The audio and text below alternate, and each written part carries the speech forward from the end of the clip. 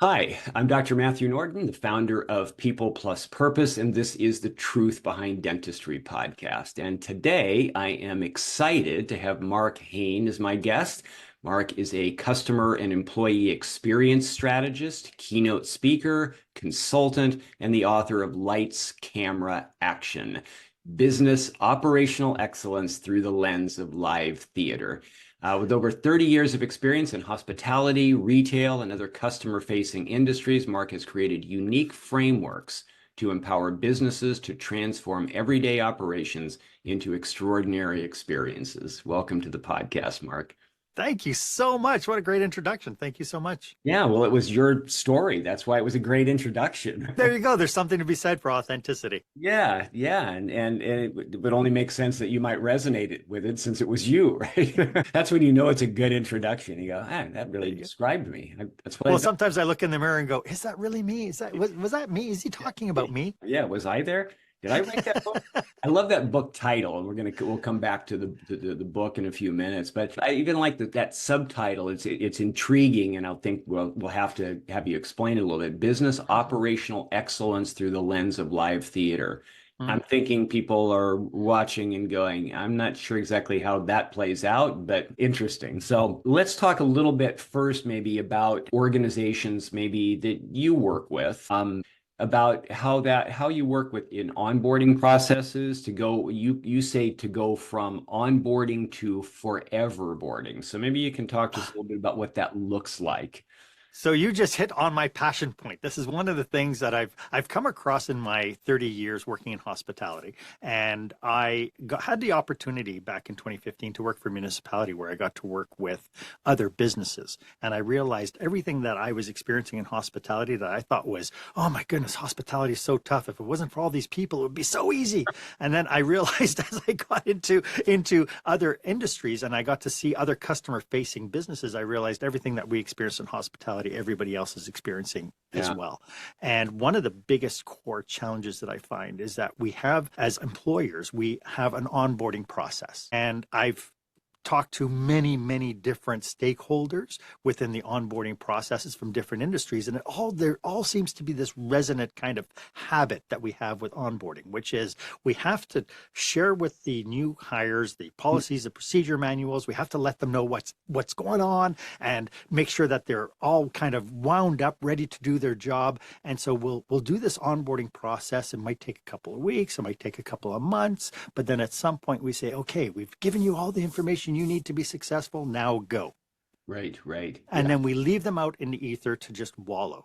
And I know particularly I was talking to one admin assistant. She was hired to be a receptionist at a kind of trailer truck rental company. And she had all this onboarding and she was set to go and she was enjoying it. And she had the support of her manager behind her for the first 3 months. But then after her manager stepped away and she had to do everything on her own. Well, all of a sudden, all these little intricacies started happening. Stuff that is unwritten, but you end up with a sales rep that says, oh, if I get a call, could you please just text me?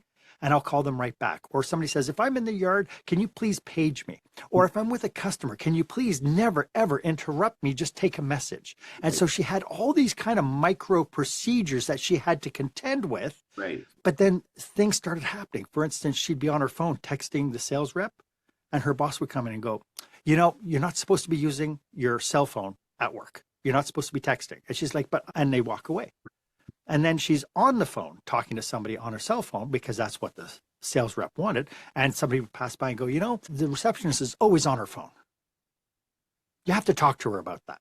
And so all these kind of micro kind of procedures that were unwritten but were preferences started clashing with what the expectations of her boss were. Yeah. And so this idea of onboarding didn't really work for her. Right, yeah.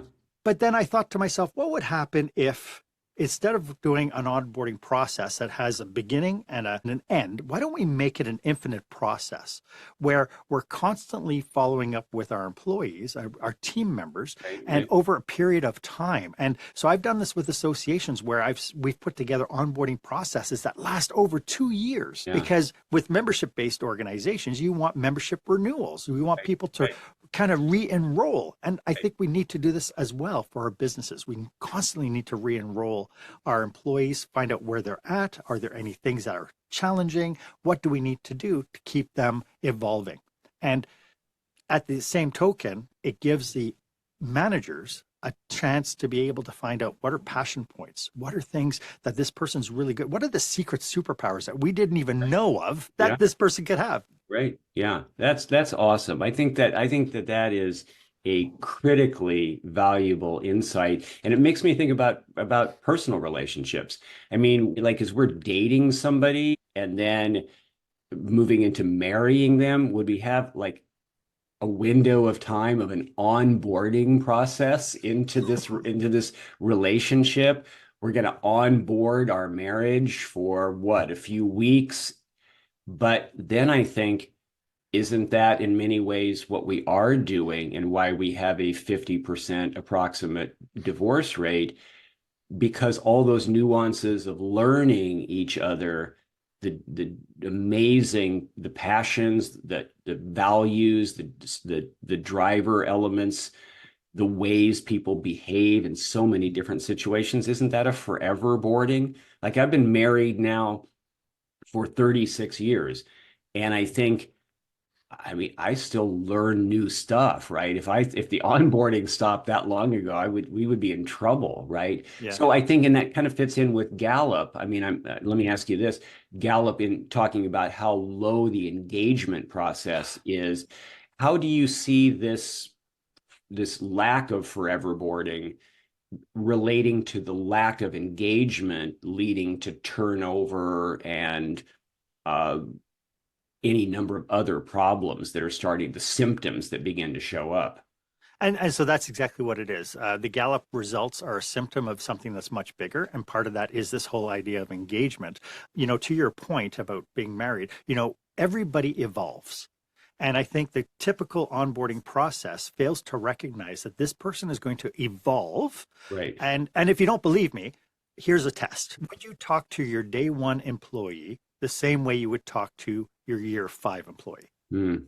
And what would be the difference? Because that means that the person at year one has now evolved in such a way that you would never talk to a year five employee the same way you would talk to a year one. Yeah. So that means they evolve somehow. Part of that evolution is what are their personal capacities and capabilities? I find that we lock people into their job descriptions Yes. without recognizing, acknowledging that they might have other superpowers that they could really help our business with if we give them a chance. Right. But if we say, nope, you're a receptionist, that's all you do. And it's like, but your marketing is terrible. And I'm so good at social media, I could help. Right. Those kinds of things, right? And so we have people in our midst who have other capacities that are bigger and better than what their job description allows. So having said that, though, the engagement piece is really all about recognizing that people from year one to day one to year five are on a journey with us. Yes.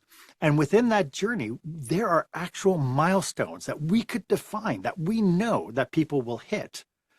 And each milestone, they have their own questions, they have their own needs. And if we can answer those needs and questions, we are able then to fulfill their evolution to the next stage towards becoming our brand ambassador, to be somebody who's drank the Kool-Aid, loves us for what we do, and they're there with us.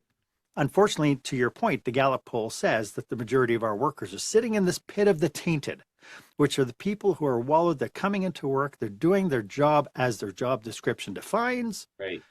But some of those people in the pit of the tainted are also the ones who are your cancers, the ones who are so tainted that nothing you do is going to help.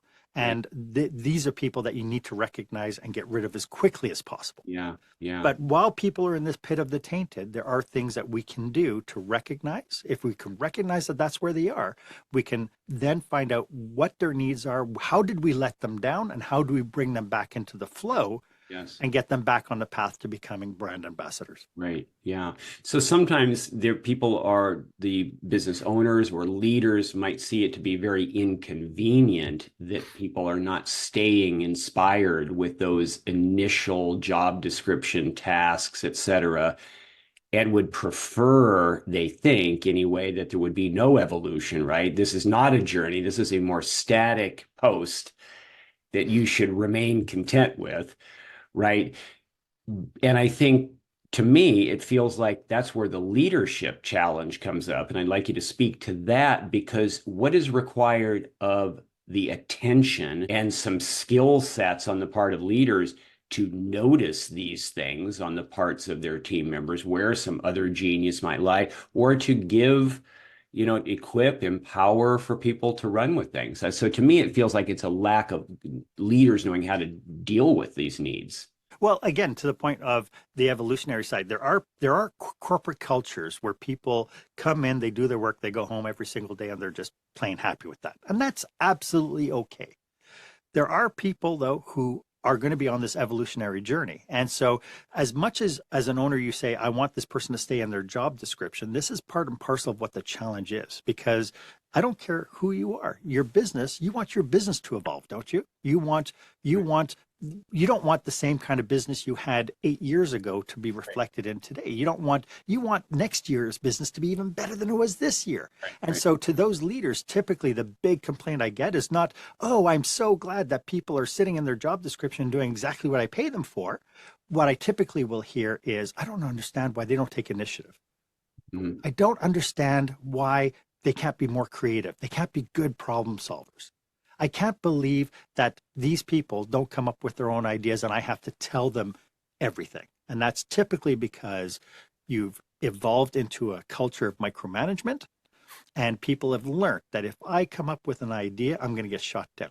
If I try something new, I'm going to get somebody coming to me and going, I don't understand why you did that. We've been doing this for 15 years. I don't know why you have to change anything. Yes. Right. And so that in itself is a challenge. And I know, I've talked to dental hygienists, for instance, who have had challenges with their dentists who have a certain way that they want things to be. And yet you have all these brilliants coming in, and younger people coming in, having worked at even different offices and even with different backgrounds, saying, I used to work in a grocery store and they did this. I wonder if we can modify what we do and do something similar for a similar loyalty outcome. Right. And they're like, you're a dental hygienist, just do your job. Right. And then you get shut down. So now you no longer have creativity. Now you no longer have people taking the chance of wanting to take a step and to bring ideas forward. And then you're the one who sits down years later going, I don't know why everything is on my shoulders. Why do I have to make all the decisions? I have people around me. Why can't they do anything? Right. Yeah. No, that's good. And I think, one of Gallup's solutions, and you and I have talked before, since I was on your show, about strengths-based workplaces, which was one thing that Gallup concluded. But they also said in terms of ongoing growth and development opportunities. So it could even be that the role is still sufficient. The role is still generally working, but the humans in the roles still at some level want to grow and develop, and it's unspoken expectation. Even I should be better over time, not just that I'm delivering on an expectation, right? There's something more, even if I'm not even aspiring to a different position or anything. So how would you speak to that? So again, this is part of this idea of evolution, of having this evolution, understanding that people are on a journey. And so just very quickly, the journey is when people come on board, they're the newbie, they're getting oriented, they're trying to understand their fit, their place within the culture. So they're asking questions like, is this a good place for me? You promised me a certain thing. Are you delivering on that? And as they go from newbie, they go into this phase of taking. So it's like, I got this job because you promised me a paycheck. You promised me a certain number of hours. I'm getting this all for me, and I'm able to fit this. From there, they become an engaged participant. This is where they're saying, hey, you know what? You've delivered to me. You've met my promise. So now I want to give back a little bit. What else can I do for you? Because I'm enjoying this. Can I give a little bit towards you? And so those people are like looking for, what else can I do to help you now? This is the tipping point where they go from a me mindset of I'm in my job because I need a paycheck, I need to pay my rent, I need to take care of my family, and you promised me that I would have, every second weekend off, and you promised me this, this, and this. Are you delivering? Great. Now it's like, now I want to play with you. In order to figure out where these people are, though, we need to be able to sit down with our employees, with our team members, and have conversations, and they don't have to be this big grandiose meeting. It could just be a 5-minute sit down, or it could be during a stand-up meeting prior to a shift where we pick ideas and we ask relevant questions. How are you doing? You did this one thing. Oh, by the way, I just want to recognize, because you took this one step with this one patient, it was brilliant. Like, this person came in so upset, and what you did, what you said, how you solved it was absolutely brilliant. Thank you so much for doing that. Yes. I'm a big fan of what gets recognized and rewarded gets repeated. Yes. Right? So now you end up with people who go, wow, I took a chance. I did something a little bit off the cuff, a little bit of improv. In fact, in my book, I talk about yes and, an improv situation where we look at ideas and we say, let's build on it, and say yes and see what happens. Yeah. Right. And so being able to understand now this path and being able to take time to sit down with your people who you're responsible to serve, which is the people directly in your charge, and understand what are some of the things that they're looking for. It could be that, maybe your receptionist has no will, want, or desire to be a dental hygienist at some point, but maybe they're working towards a marketing degree while they're in school, or they're taking part-time, whatever. And so then you say, well, what can I do to help support you with that? Right.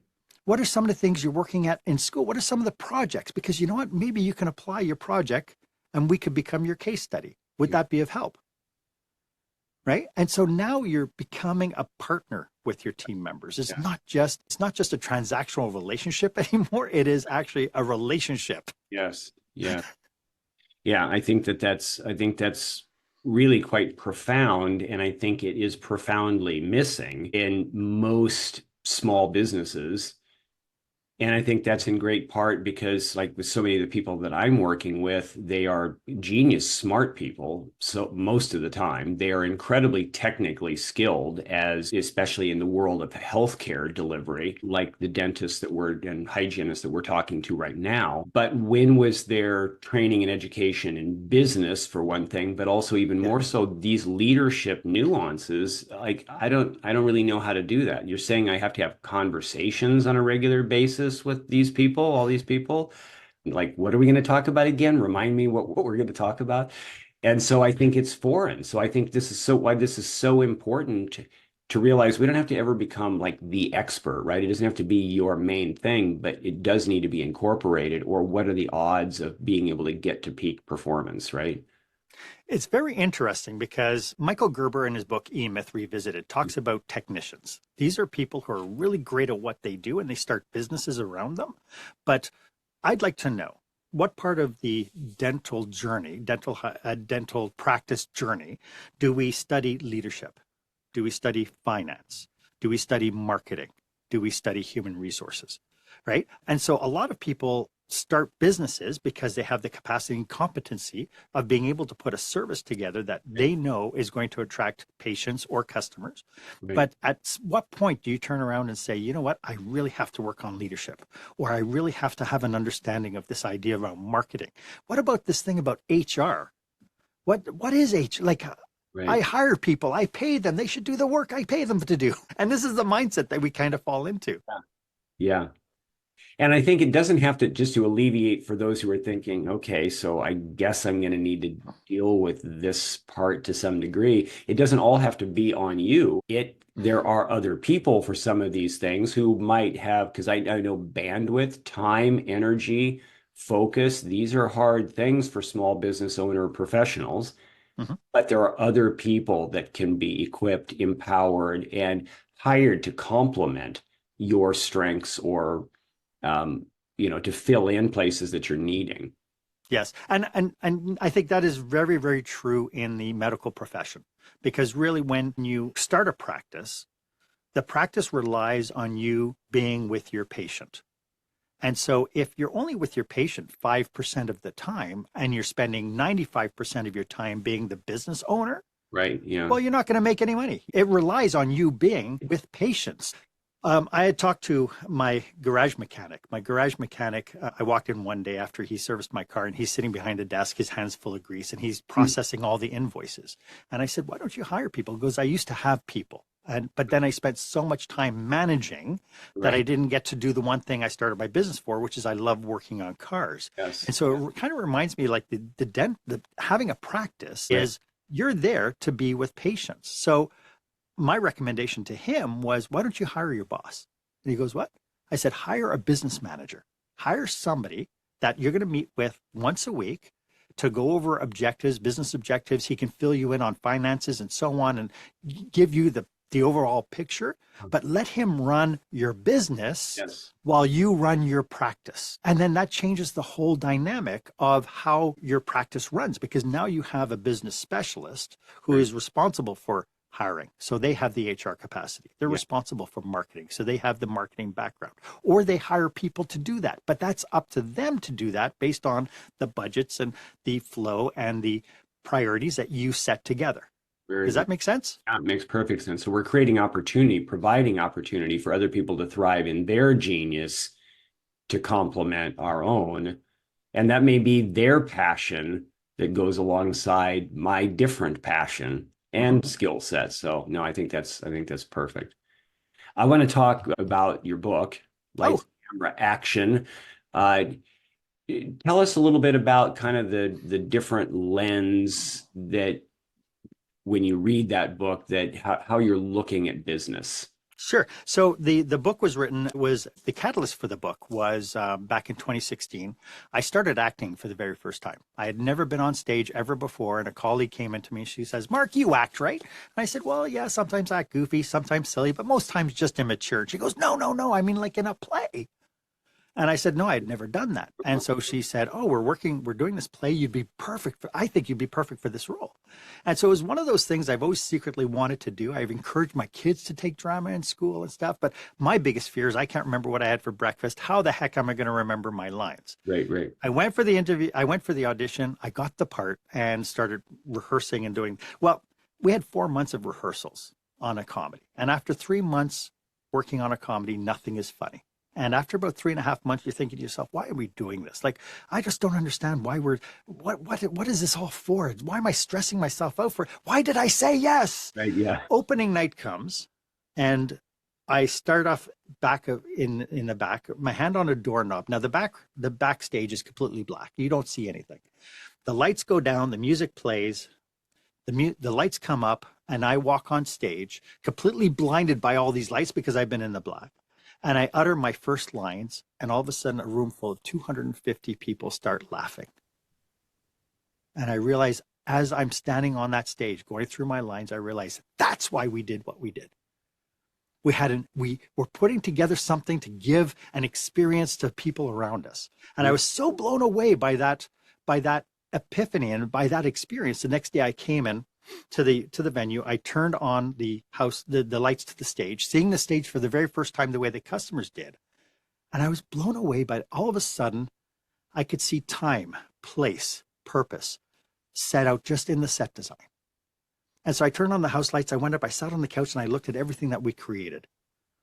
Coordinating volunteers, the bar, caterers, setting up the room, setting up the stage, building the stage. So, and I looked at this and I thought to myself, if businesses put this much time, attention, and focus into their business to create experiences for their customers, create experiences for their patients, wouldn't we have really amazing businesses? Like, wouldn't it change how we did things? And so that was the catalyst for the book. So literally I went through kind of business practices and I put a lens of live theater on it. And I thought to myself, if we do this in theater, why couldn't we do this in business? Or what would that look like in business? Right. Yeah.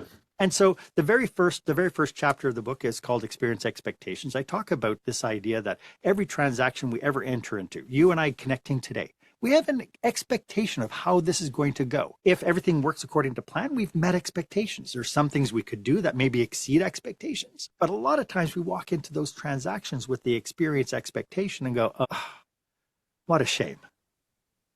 Right? And so I talk a lot about that. And so everything is about, in the book, is about moving leadership forward, or looking at businesses with a new lens. Looking at it from this is what we do in theater. What would happen if we applied that principle to your business? Yeah. What happens if we look at training more like rehearsals than we would training? That we give people the chance to practice, to get better. Right. And that we create an environment of support rather than an environment of fear, of consequence. Right. right? And so every chapter is set up with a touch point, if you will, and after every chapter is a little worksheet that will help leaders go through and test it. My challenge to leaders is take the book, read it. I hope you laugh because I think it's hilarious, but that's just me. But then buy copies for your middle managers and your frontline managers. Work through each chapter, one a week, have them go through the worksheet and then meet for an hour, 30 minutes, and just go through and just see what innovation pops up Right. just by bringing those people together. Yeah. Yeah, that's awesome. I was thinking about when you were talking about all that preparation that went into live theater, thinking about the US Open that I'm watching. I love to watch tennis and just all the work alone that is required to get in shape and to play at the highest level. And then I'm thinking about in the dental profession about all the educational training and the practical experience to deliver on the dental specific skill sets to then have lights, camera, action on that technical delivery. But when was the live theater practice play out or the preparation for the live theater that's going to go on? When was all the practice for all of those people together to play out the dynamics of a given day? Right. Uh, When does that happen? Because there's no tight. How do you overcome the time objection in the practicing? Well, it has to become a priority, something we need. We budget finances to learn how we spend our and how we earn our money. We also need to do a budget for time. And so to your point, you have the actual execution part of it, which everybody's trained to be highly competent in. But what does the welcome touch point look like? What is a touch point? The minute a person touches the door to walk into your property, what does that feel like? What does it look like? What does it look like when they are greeted by the people behind the counter for the very first time? What's the reception thing look like? What does the aftercare look like after you're walking around with cotton inside your cheeks and I'm walking out, and what is that going to look like? So when we talk about this through the lens of live theater, we're not just talking about the actual service delivery, we're talking about the whole experience. Yeah. Yeah, that's good. And I think even sometimes I can be told that we don't even have time to ever stop and meet for a staff meeting, let alone anything else. And like the idea that if we just stay pressed wall to wall with service delivery, like that's going to be our best outcome for ultimate revenue generation, and we're going to get to our biggest success, but we're leaving out all of those development opportunities, the fine-tuning nuances to notice the different inspirational drivers of our team, or how to verify that the patients are truly thrilled by all of this. So it seems that what you're saying is to be able to pause, to be able to see this from multiple angles, and to There's so many. prioritize these other elements instead of just pressing for service delivery. So pressing for service delivery means all you're focused on is profit. That means it's just about revenue generation. It's like, let's get people in, get people going as quickly as possible. My poor mom has to get eye injections. And we go to a clinic where they've set up 28 people and they go through different steps. And each step is managed by a minimum wage employee. So she goes in, gets her eyes tested.